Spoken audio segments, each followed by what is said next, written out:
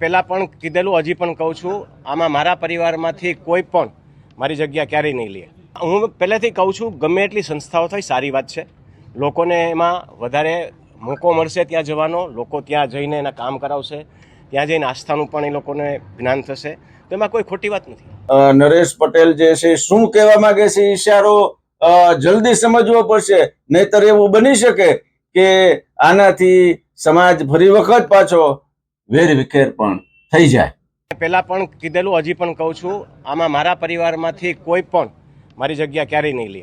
રાજકારણ અને સમાજ ઉપર જ્યારે વિઠ્ઠલભાઈ રાદડિયાનું એક ચક્રી શાસન હતું અને સમાજ એમના એક બોલ ઉપર દરિયાની જેમ ઉમટી પડતું હતું, એવા સમયે કાગવડમાં ખોડલધામની સ્થાપના કરવાનો વિચાર મૂકીને પટેલ સમાજને એક તાંતને બાંધી અને એક આગવું વ્યક્તિત્વ ઊભું કરનાર અને કાગવડ ખોડલધામને વિશ્વ કક્ષામાં નામના અપાવનાર નરેશ પટેલ આજે નિવૃત્તિના સંકેતો આપીને સમાજને ચોંકાવી દીધા હોય એવું લાગી રહ્યું છે. પહેલા તો એમણે સંકેતો આપતા જે શબ્દો વાપર્યા છે સાંભળો. 2017થી આપ જાણો છો કે મારે આરામ કરવાની જ મને ઈચ્છા છે, પણ કાંઈ કારણોસર નથી કરી શકતો. પણ હવે કમિટી ખૂબ સક્ષમ છે અને લગભગ ભાર એ લોકો ઉપાડી લેશે એવી મને આશા છે. પહેલાં પણ કીધેલું, હજી પણ કહું છું, આમાં મારા પરિવારમાંથી કોઈ પણ મારી જગ્યા ક્યારેય નહીં લે. આરામ કરવાનો મતલબ એ છે કે મેં 2009થી પ્રવાસ કરી રહ્યો છું અને લગભગ અત્યારે આ 26 ચાલી રહ્યું છે, 27માં હું એમ કહું કે મને થોડો આરામ કરવા દો, વધારે લોકો કામ કરે આપણા મારા જગ્યાએ, તો એમાં કાંઈ ખોટું નથી. સુરતની અંદર આની પહેલાંની પ્રેસ કોન્ફરન્સ સુરતમાં મેં લીધેલી, એમાં અમે 42 વીઘા જમીનનું સંપાદન કરેલ છે અને હજી બાજુની જગ્યાનું પણ વાતચીત ચાલી રહી છે. ટૂંક સમયમાં એટલે કે નવરાત્રિની આસપાસ સુરતની અંદર અમે ખાતમુહૂર્ત પણ કરવા જઈ રહ્યા છીએ. નરેશભાઈ જ્યારે કોઈ પ્રેસ કોન્ફરન્સ કરતા હોય છે કે સમાજની વાત કરતા હોય છે ત્યારે એ એકદમ સરળ અને સ્પષ્ટ હોય છે, પરંતુ આજે એક તરફ જે રીતે ખોડલધામનો રથ, ખોડલમાનો રથ જે રીતે શરણાઈઓ વાગી રહી હતી અને આનંદ ઉત્સાહ હતો, બીજી તરફ પ્રેસ કોન્ફરન્સ કરીને એમણે કેટલાક ચોંકાવનારી વાતો કરી છે.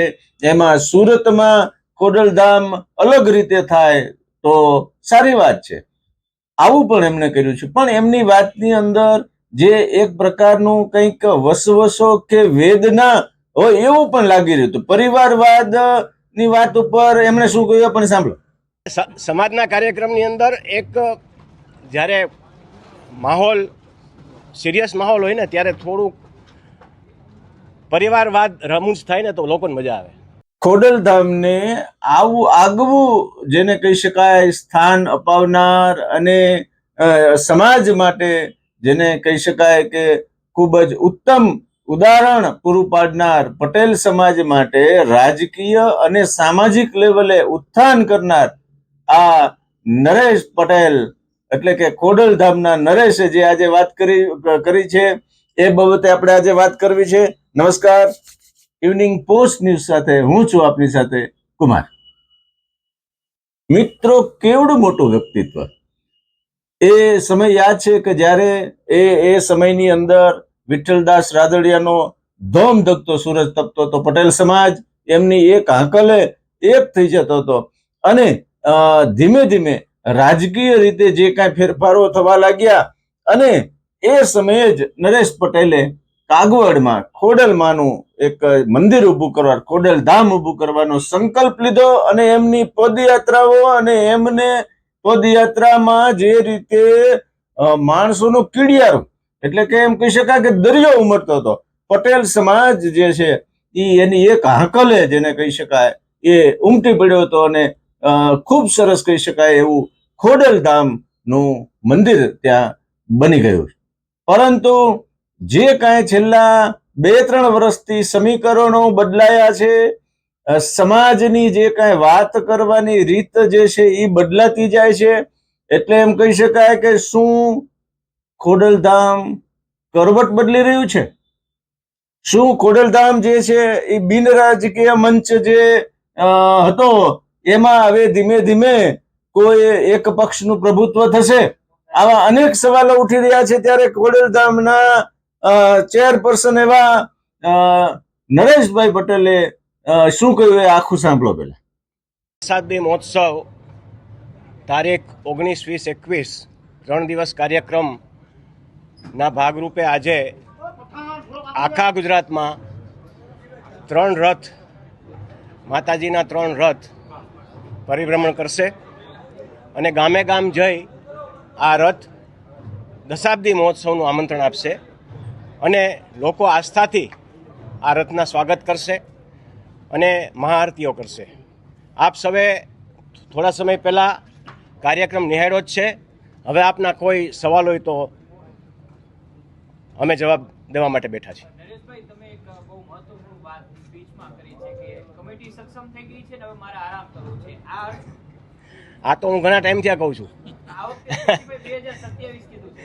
હા, 2017થી આપ જાણો છો કે મારે આરામ કરવાની જ મને ઈચ્છા છે, પણ કાંઈ કારણોસર નથી કરી શકતો.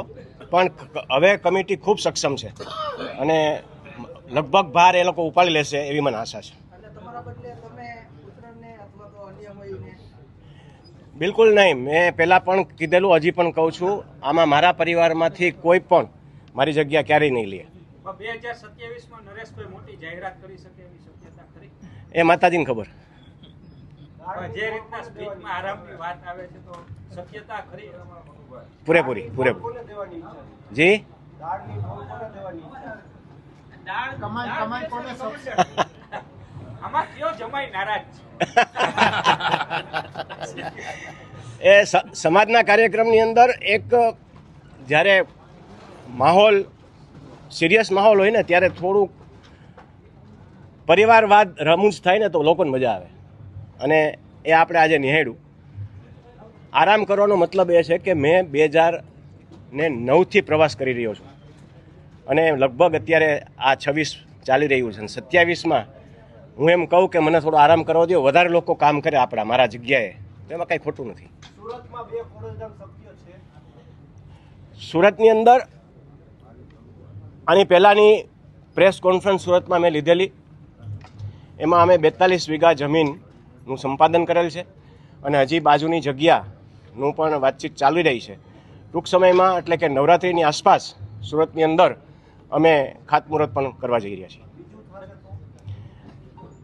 હું પહેલેથી કહું છું, ગમે એટલી સંસ્થાઓ થાય સારી વાત છે, લોકોને એમાં વધારે મોકો મળશે ત્યાં જવાનો, લોકો ત્યાં જઈને એના કામ કરાવશે, ત્યાં જઈને આસ્થાનું પણ એ લોકોને જ્ઞાન થશે, તો એમાં કોઈ ખોટી વાત નથી.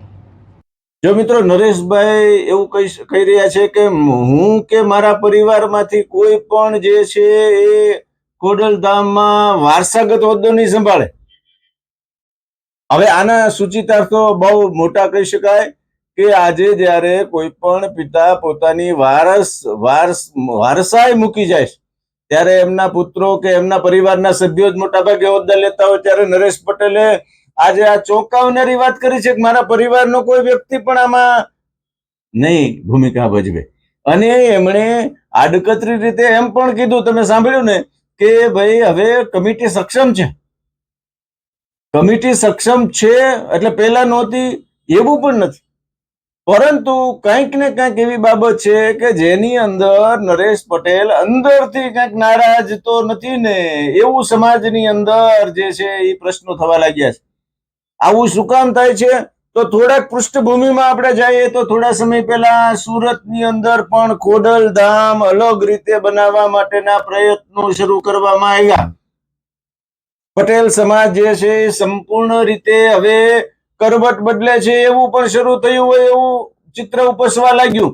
નરેશ પટેલના એક આંકલે જે બધી વસ્તુ થતી હતી એ સુરત હવે અલગ રીતે થશે એવું પણ બતાવવાનું જે છે એ શરૂ કરવામાં આવ્યું.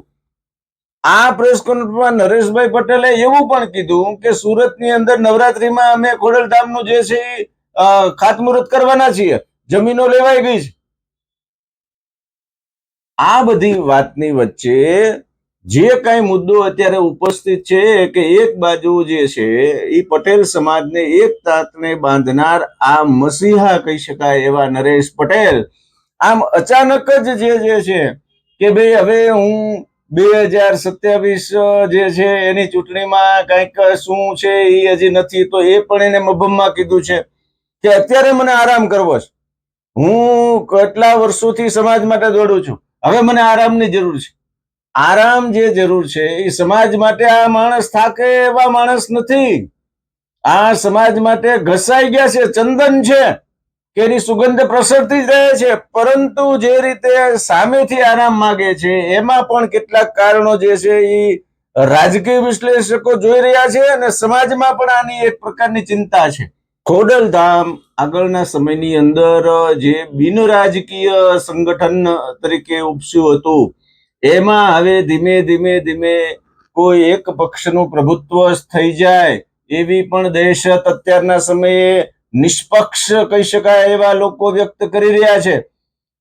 નરેશ પટેલની જે અંદરથી જો કદાચ નારાજગી પણ હોય અથવા તો એમના જે કઈ પ્લાન હોય એ આગળ શું હશે એ પણ જોવું રસપ્રદ રહેશે. નરેશ પટેલ કોઈ સામાન્ય કક્ષાના ખેલાડી નથી.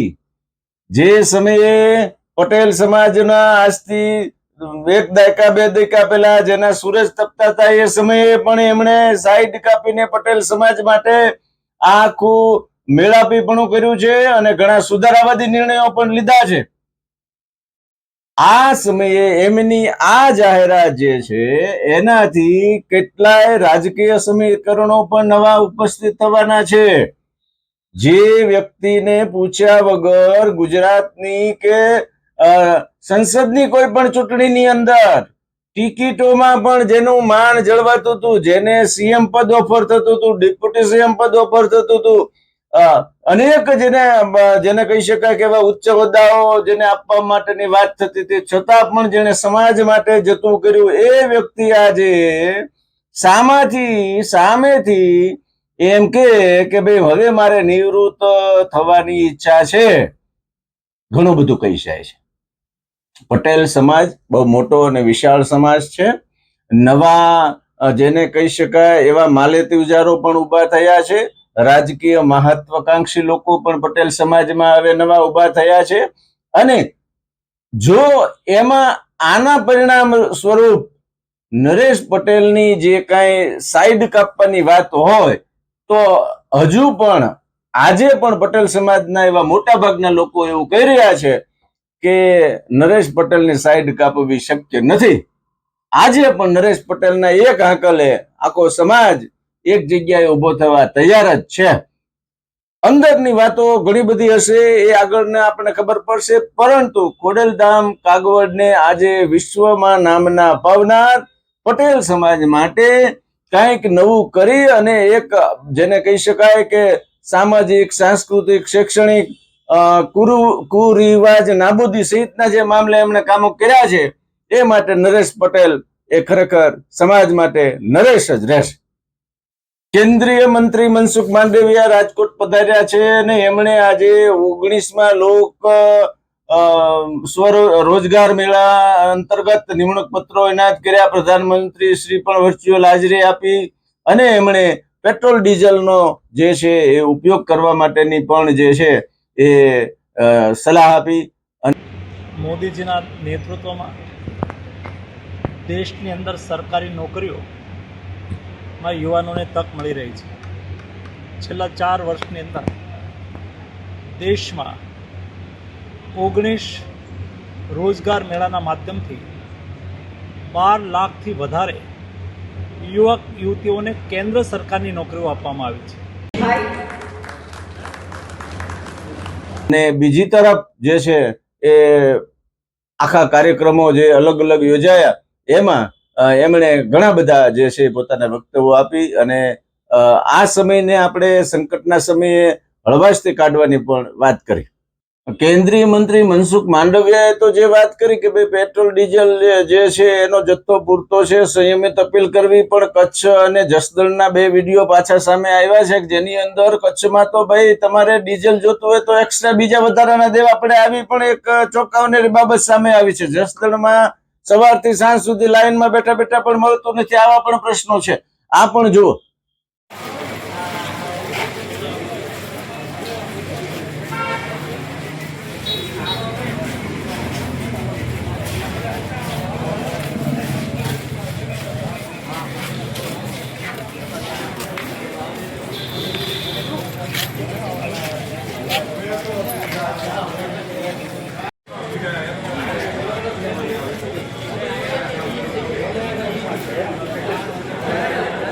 કાકા 100 રૂપિયા શેના લીધા? આ 100 રૂપિયા શેના લીધા ડ્રાઈવર પાસે તમે? હે કાકા, આ 100 રૂપિયા શેના લીધા? આ જ્યારે અમારી આ કેટલી 4 ગાડીઓ બાકી રહી ત્યારે તમે શું કહેવાય એક્સ્ટ્રા રૂપિયા લો છો, શું કરો છો?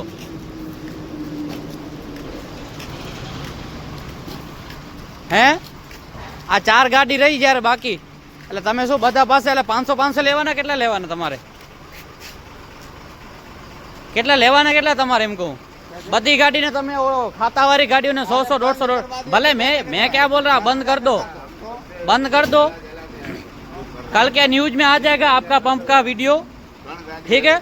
नहीं चाचा, इसको क्या है मालूम है, गाड़ी अपना 3-4 बाकी रहा न, इसको ऐसा जो 500 रुपया दे न, तो हमको 1000 या 1500 का डीजल देगा। आप भले मैं सेठ से बात कर लूंगा, कोई दिक्कत नहीं है। डीजल है आपके पास? डीजल है नहीं है, भैया बोल रहा हूँ। डीजल है लेकिन आपको देना नहीं है। डीजल है लेकिन आपको देना नहीं है। देना है तो ये क्यों ये सब क्या अभी 10:30 बजे क्यों बंद कर दिया? हो गया, ड्यूटी टाइम खत्म हो गया किसका? मेरा। नाइट में कोई नहीं, नाइट में कोई आदमी नहीं कोई है। आदमी नहीं है। રાજકોટ મહાનગરપાલિકાના શાસકો જે છે એ 28મે mayor deputy mayor standing chairman બને એ પહેલા સાંઢિયા પુલ તૈયાર થઈ ગયો છે। આ બાબતે કોંગ્રેસે પણ બહુ ઉગ્ર રજૂઆત કરી। આમ આદમી પાર્ટીએ તો આજે સાંઢિયા પુલના લોકાર્પણ કરવા માટે પણ જે છે એ પુલ ઉપર ચડ્યા અને એમણે જે કાંઈ આખું પુલનો લોકાર્પણ કરવા પ્રયત્ન કર્યો એમાં રાજકોટ શહેર પ્રમુખ દિનેશ જોશીના આંગળીનો નખ પણ નીકળી ગયો આવો પણ એમણે વસવસો વ્યક્ત કર્યો હતો। જો આ અહેવાલ। પ્રજાના પૈસા, પ્રજાનો બ્રિજ હવે ખુલ્લો મૂકો પ્લીઝ। પેટ્રોલ ડીઝલ બચાવો કયો છો? પોલીસ વાળાએ મારો જીવતો નખ કાઢી નાખ્યો આખો, તમે જોઈ શકો છો। અમને લોહીનું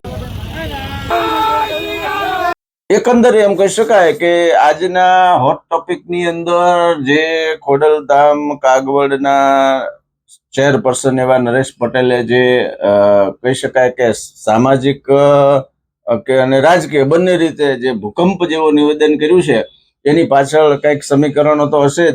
સમાજ જે છે એને આ નિવેદનને બહુ ગંભીરતાથી લેવું પડશે અને નરેશ પટેલ જે છે શું કહેવા માંગે છે ઈશારો જલ્દી સમજવો પડશે, નહીતર એવું બની શકે કે આનાથી સમાજ ફરી વખત પાછો વેરવિખેર પણ થઈ જાય। ઇવનિંગ પોસ્ટ ન્યૂઝમાં અત્યારે એટલું જ। આભાર।